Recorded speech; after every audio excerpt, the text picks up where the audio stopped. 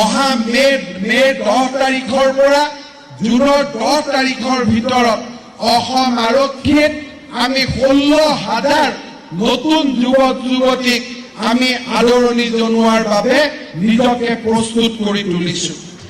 আৰক্ষী লোকসকলৰ বাবে আবাসগৃহ নিৰ্মাণ, বেটেলিয়নৰ আৰক্ষী কৰ্মীসকলৰ বাবে এমাহৰ বিশেষ ছুটি, আৰক্ষী থানাত নিযুক্ত লোকসকলৰ বিষয়ে ছুটি, যাতে তেওঁলোকে পিতৃ মাতৃৰ লগত সময় কটাব পাৰে, তেনেধৰণৰ অসম আৰক্ষীৰ মাজত মানৱীয় প্ৰমূল্যসমূহ যাতে জীয়াই থাকে তাৰ বাবে আমি প্ৰচেষ্টা হাতত লৈছো। অসম পুলিচত নতুনকৈ 5টা পেছাদাৰী কমাণ্ডো বাহিনীও আমি সৃষ্টি কৰাৰ কামত আগবাঢ়িছো।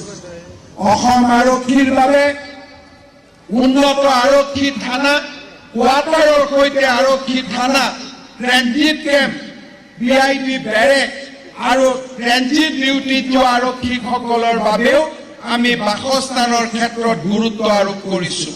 নেপাল আদৰ্শৰে অসম পুলিচৰ দেৰগাঁৱত থকা অসম আৰক্ষী প্ৰশিক্ষণ মহাবিদ্যালয়খনকো আমি বিশ্বমানৰ আৰক্ষী একাডেমীলৈ ৰূপান্তৰ কৰাৰ প্ৰচেষ্টা হাতত লৈছো।